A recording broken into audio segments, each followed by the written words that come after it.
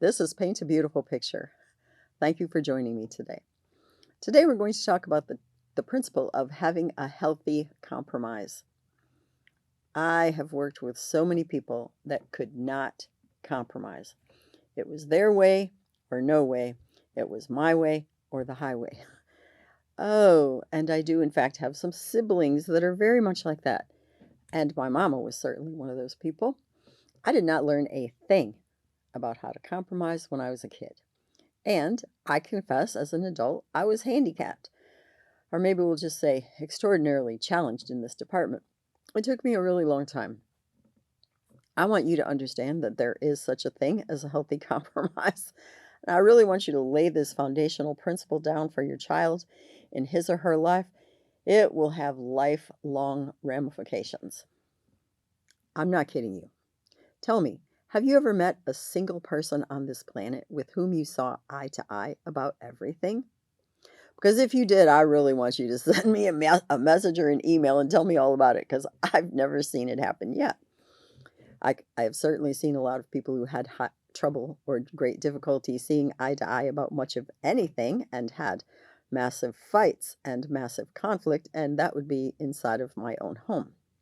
And so I believe learning how to have a healthy compromise and how that looks is a really vital part of having a good relationship. And so it's a great skill to teach to your child. What in the world is a compromise? Well, it's not being badgered into a decision. It isn't being coerced or hassled or manipulated or controlled into something. It isn't any of those things for sure. It is a mutual conversation where everyone gets to say what they're thinking and feeling and what their ideas are. And you'll notice that this actually might take a little bit of time. And they come up with the decision that everyone can live with. I didn't say they're ecstatic about it, but I will say this. If you have a good, healthy compromise, no one should feel demeaned or less than, disrespected. That should not happen in a healthy compromise. It is not always a win-win, but it should definitely not be a win-lose. Okay? And certainly never a lose-lose. All right, so let's talk about something really kind of simple. Not necessarily, but, simpler than some things. All right, you're going to repaint your living room. And you say, honey, I really want to paint the walls this gorgeous, lovely, beautiful, neutral dove gray. And your husband's like, I can't stand gray. It's institutional. It reminds me of a jail cell or something. No way are we painting this house gray. I just shot you down. And I says, I think we need to paint it the guys aren't maybe going to use this language, but you'd be surprised. I'd like to paint it this warm pinky beige. So that's a neutral color.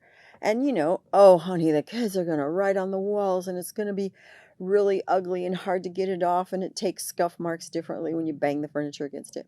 Okay, everyone has their own reasons why and their own reasons why not. Doesn't mean someone's right or wrong. It's a difference of opinion and a difference in how you see it. Okay, everybody isn't going to get everything. You're probably not going to have one dove gray wall and one pinky beige wall. Sometime somebody's going to have to come up with something that will work. All right. So you come to the table, you present your ideas, you're not insulted. That's the stupidest idea I ever heard. I don't know what you're thinking. I'm not sure what's wrong with you that you think that would work. No. That's disrespectful. That's not part of a healthy compromise. It is, I can see your reasons why. And let me tell you, you're going to come up with a healthier compromise the more you can explain why. Sometimes we can't say why. We just like this, okay? We would like the other person to accept that we have a preference. That sometimes works and sometimes doesn't. Depends on the intensity of the conflict, I guess I'll call that. But, okay, so you talk about your ideas, the other person talks about theirs. Then you say, well, I don't like beige. I'm sorry, I can't really go with that. They go, yeah, I can't really do dove gray either. Okay, well here, let's go to the store.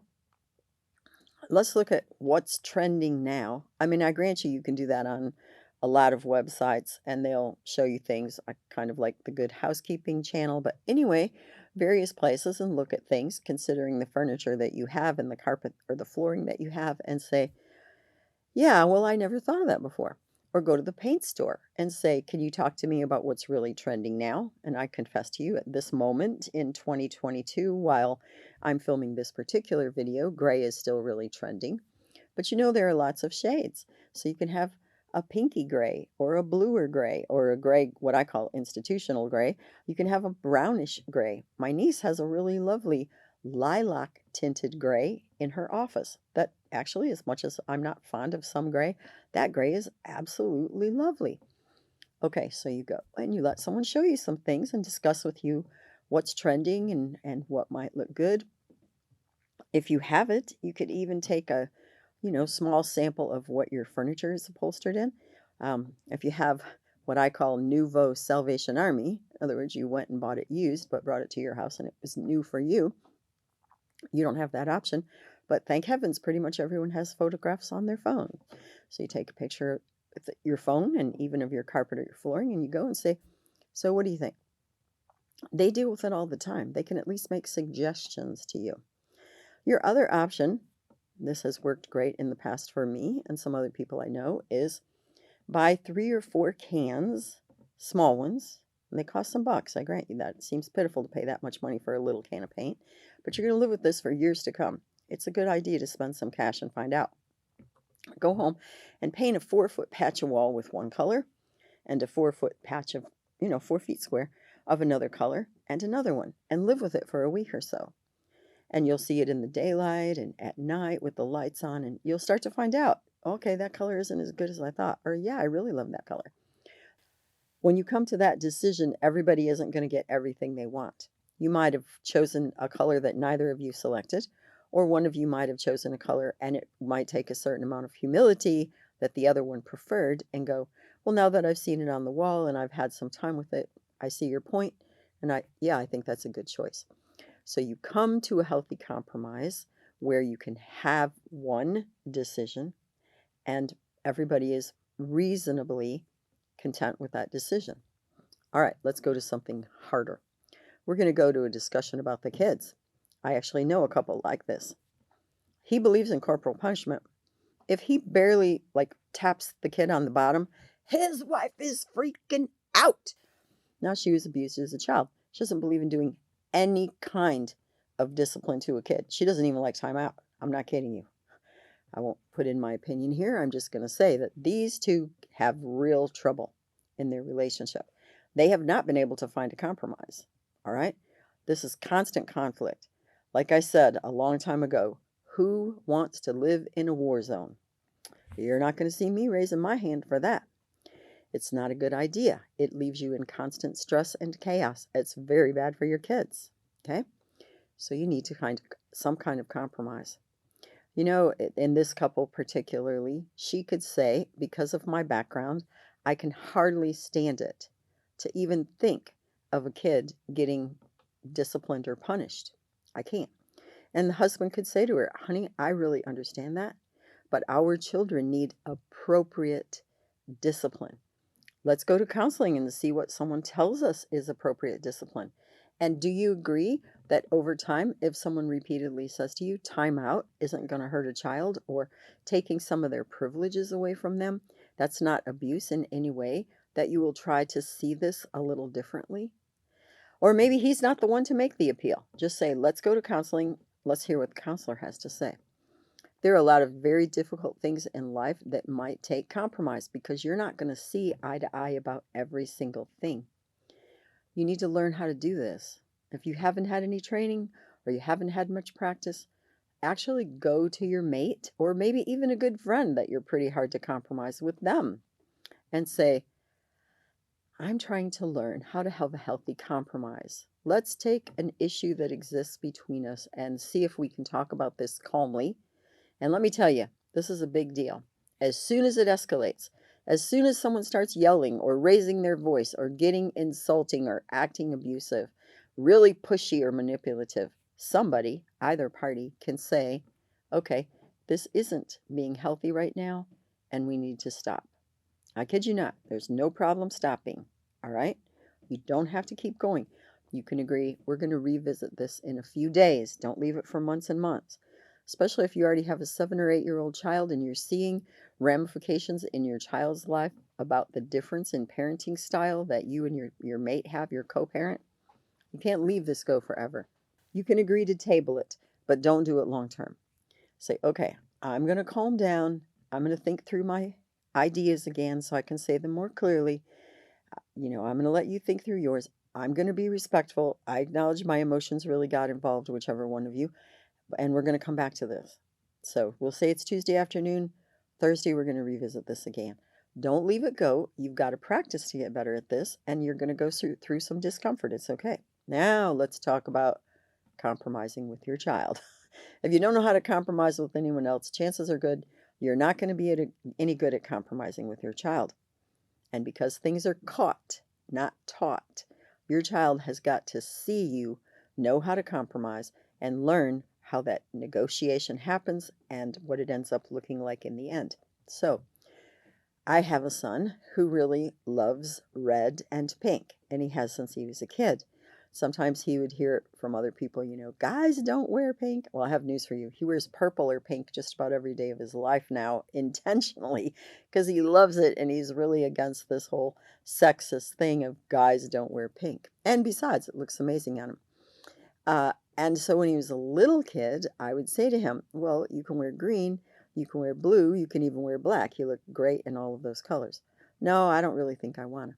Well, frankly, I wanted him to expand his ideas about what he could wear and what he looked great in. So I would tell him, you can wear red 4 days a week, but 3 days a week, I would really like you to consider wearing something else. So as a kid, he did. We had this negotiation and we ended up with a compromise. And it was a comfortable compromise. He didn't feel like he had lost anything. He didn't feel disrespected. He didn't feel forced or manipulated. I didn't feel like I exerted too much pressure or, had tried to bend him into doing something he was uncomfortable with. It was a really good, healthy compromise. And today, in his real life, in business and other places, he's really good at negotiating compromises for people. He learned the lesson well. So you have a child, and they say, Mom, I'm not eating that. That's disgusting. Well, I hate to tell you, but broccoli is incredibly healthy for you. So I appreciate that you might not like it raw. You don't like the crunch in your mouth. But let's steam it a little bit, see how you do. Yeah, I still don't really like it. Okay, well, let's put lemon butter sauce on it. Okay, well, that's amazing. I can do that. You're taking steps in the process of this negotiation to come to a place where it's a win-win. They're winning because they're getting the nutritional value. You're winning because you finally got them to eat something that was healthy for them. And both of you are winning because you made a successful compromise where everybody came out of it for the better. No one was insulted or coerced or disrespected. Okay. If you'll start this when your child is young, and I do mean 2, 3, 4 young, by the time they're a teenager, when a lot of things become a fight, they will all have already begun developing the skill of compromise. I know this is only an introduction. Trust me, I acknowledge that to you. But it'll give you a sense of the fact that there is such a thing as healthy compromise. My question for you is, this is your challenge question of the day, do I know how to compromise? And am I helping my child learn healthy compromise? It's a very important skill in life. It will do you well in business, in your interpersonal life, most assuredly in your family and your home. If you have questions or comments, I would love for you to leave them for me in the comment section. If this was helpful to you, I would appreciate it if you would share it with someone. If you have deeper questions about this, please feel free to send me an email at paintabeautifulpicture.com. It's been great having you with me today, and I hope that you have a wonderful day with your family. You may find additional information on our paintabeautifulpicture.com. website. Additionally, you may watch me on Rumble, and you may also listen to a podcast on Buzzsprout or Spreaker, all under the name Paint a Beautiful Picture. If you like this video, please give me a thumbs up. You may subscribe, and if you are interested in receiving notifications, please hit the notifications button.